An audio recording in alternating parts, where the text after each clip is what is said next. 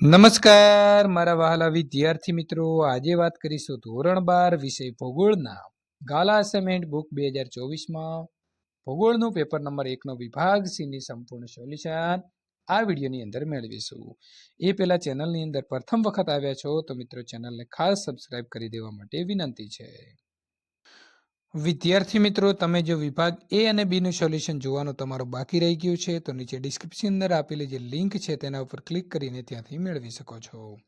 નીચે આપેલા પ્રશ્ન નંબર 31 થી 42માં કોઈ પણ મિત્રો જે તમને ગમે છે તે કોઈ પણ 8 પ્રશ્નના સંક્ષિપ્તની અંદર જવાબ લખવાના છે। દરેકના 2 ગુણ એટલે કે વિભાગ સી તમને 16 ગુણ જે છે એ અપાવશે। પ્રશ્ન નંબર 31, વસ્તીના માળખામાં કઈ કઈ બાબતોનો સમાવેશ થાય છે? તો વસ્તીના માળખાની વાત કરીએ તો સ્ત્રી પુરુષનું પ્રમાણ, ગ્રામીણ વસ્તી, શહેરી વસ્તી, સાક્ષરતા, વય જૂથો, વ્યવસાયિક માળખું, વસ્તીનું વંશીય માળખું, ભાષાકીય માળખું, ધાર્મિક માળખું અને વસ્તી વધારો વગેરે બાબતોનો સમાવેશ વસ્તીના માળખાની અંદર થાય છે। પ્રશ્ન નંબર 32, દ્વિતીયક પ્રવૃત્તિના લક્ષણો આપો। તો દ્વિતીયક પ્રવૃત્તિના લક્ષણો નીચે પ્રમાણે છે। માનવી દ્વારા કાચા માલમાંથી રૂપાંતરિત ચીજો બનાવવી અને પ્રાથમિક ક્ષેત્રના ઉત્પાદનોનો ઉપયોગ થાય છે। દ્વિતીયક પ્રવૃત્તિના કારણે પ્રાકૃતિક સંસાધનોનું મૂલ્ય વધી જાય છે અને કપાસની કિંમત કરતાં તેમાંથી બનાવેલા તારની કિંમત પણ વધી જાય છે। પ્રશ્ન નંબર 33, ગૃહ ઉદ્યોગ એટલે શું? તેમાં કઈ ચીજ વસ્તુઓ તૈયાર થાય છે? તો ગૃહ ઉદ્યોગ એટલે મિત્રો તેમાંથી કપડાં, ચટાઈઓ, વાસણો, ફર્નિચર, નાની મૂર્તિઓ, માટીના વાસણો, ચામડામાંથી બનાવેલી ચીજો, સોનાના કે ત્રાંબાના ઘરેણાં વગેરે ચીજો તૈયાર કરવામાં આવે છે। પ્રશ્ન નંબર 34, તૃતીયક પ્રવૃત્તિના ઉદાહરણ આપીને સમજાવો। તો માનવીને આપી શકાય તેવી સેવાઓને તૃતીયક પ્રવૃત્તિ કહે છે। સ્વાસ્થ્ય, મિત્રો અહીં થોડું લખવામાં મિસ્ટેક થઈ છે તો તમારે કરી દેવાનું છે સ્વાસ્થ્ય। કલ્યાણ, શિક્ષણ, મનોરંજન, વેપાર, પરિવહન વગેરે તૃતીયક પ્રવૃત્તિઓ છે। આ પ્રકારની સેવાઓની અંદર કોઈ પણ ચીજ વસ્તુનું ઉત્પાદન થતું નથી, તેને તો પગાર, વેતન કે મજૂરીના અપ્રત્યક્ષ રૂપમાં જ માપી શકાય છે। પ્રશ્ન નંબર 35, વ્યક્તિગત સંચાર તંત્ર જે છે તેના મિત્રો તમારે સાધનો જે છે તે લખવાના રહેશે। તો વિદ્યાર્થી મિત્રો, ટેલિફોન છે, સેલફોન, ઈમેલ, ટપાલ સેવા, આંગડિયા એટલે કે કુરિયર, ફેક્સ, ઇન્ટરનેટ વગેરે વ્યક્તિગત સંચાર તંત્રના મુખ્ય સાધનો છે। પ્રશ્ન નંબર 36, સંચાર એટલે શું? વ્યક્તિગત સંચાર તંત્રના સાધનો લખો।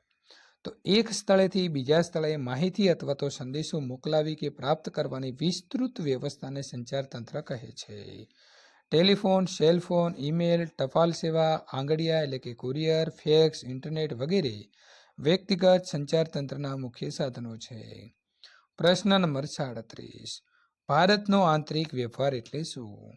તો ભારતના રાજ્ય વચ્ચે કે વિસ્તાર વચ્ચે થતી સેવા અને ચીજ વસ્તુઓની આપ લેને ભારતનો આંતરિક વેપાર જે છે મિત્રો થઈ જાય છે।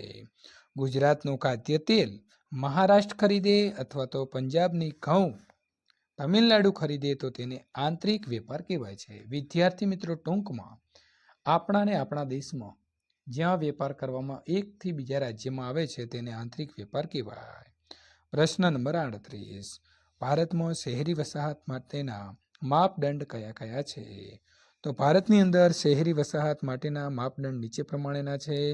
કુલ જનસંખ્યા 5000થી વધુ હોય, વસ્તીની ગીચતા પ્રત્યેક ચોરસ કિલોમીટર દીઠ 400થી વધુ હોય, કામ કરનારા લોકોની મિત્રો 15થી વધુ પુરુષો બિન ખેતીકી આર્થિક પ્રવૃત્તિ સાથે સંકળાયેલા હોય। પ્રશ્ન નંબર 39, વહીવટી કેન્દ્ર એટલે શું? તેના ઉદાહરણો લખો। કોઈ શહેર તેના વહીવટી દરજ્જાના લીધે મહત્વનું બને છે। રાજ્યોના પાટનગર તેના ઉદાહરણો છે। પ્રદેશ, જિલ્લા કે તાલુકા ક્ષેત્રનો વહીવટ કરવા માટે કોઈ એક મથકને પસંદ કરવામાં આવે છે, તેવા મથકને વહીવટી કેન્દ્ર કહે છે। કલકત્તા, મુંબઈ, લંડન, રોમ, દિલ્હી, અમદાવાદ, મોડાસા, હિંમતનગર, ચંડીગઢ, ગાંધીનગર વગેરે વહીવટી કેન્દ્રો છે। પ્રશ્ન નંબર મિત્રો 40, વેપારિક ધોરણે ડેરી ઉદ્યોગનો વિકાસ। વેપારિક ધોરણે ડેરી ઉદ્યોગનો વિકાસ USA, Russia, Canada, France, Netherland, Denmark, Belgium અને આર્જેન્ટિના વગેરે દેશોની અંદર વિદ્યાર્થી મિત્રો ડેરીનો વિકાસ વધુ થયો છે. ત્યારબાદ પ્રશ્ન નંબર 41, સારણીકરણ વિશેની માહિતી આપો. તો એકઠી કરેલી કુલ માહિતીમાંથી જરૂરી હોય તે માહિતીને જુદી તારવવાની અંદર આવે છે અને તે માહિતીનો વિશિષ્ટ સ્વરૂપની અંદર ગોઠવવામાં આવે છે. તો વિદ્યાર્થી મિત્રો આ પ્રક્રિયાને સારણીકરણ જે છે તે કહેવામાં આવે છે. તેના માટે જરૂરી હોય તેટલા ખાનાવાળા કોઠો તૈયાર કરવામાં આવે છે અને એકઠી કરેલી માહિતીને સમાવવા માટે હરોળ અને સ્તંભ જે છે તે માળખાની સારણી તૈયાર કરી આંકડાકીય માહિતીને સારણીમાં ગોઠવી સારણીનું શીર્ષક આપવામાં આવે છે. પ્રશ્ન નંબર 42, નીચે આપેલી માહિતીનો મધ્યક શોધો. 85, 80, 50, 40 અને 25. તો જો મિત્રો આનો સરવાળો કરવામાં આવે તો 280 જે છે તે થાય છે અને મધ્યક શોધવામાં આવે તો 56 થાય છે. મધ્યક શોધવા માટે મિત્રો ટોટલ સરવાળો ભાગ્યા સંખ્યાઓ કેટલી છે તે સંખ્યાઓ ગણી અને તે સંખ્યા વડે ભાગી દેવાનો છે. વિદ્યાર્થી મિત્રો વિભાગ ડી અને એનું સોલ્યુશન મેળવવા માંગો છો તો અહીં આપેલી એન્ડ સ્ક્રીન અથવા નીચે આપેલી ડિસ્ક્રિપ્શનની અંદર લિંક છે, તેના ઉપર ક્લિક કરીને મેળવી શકો છો.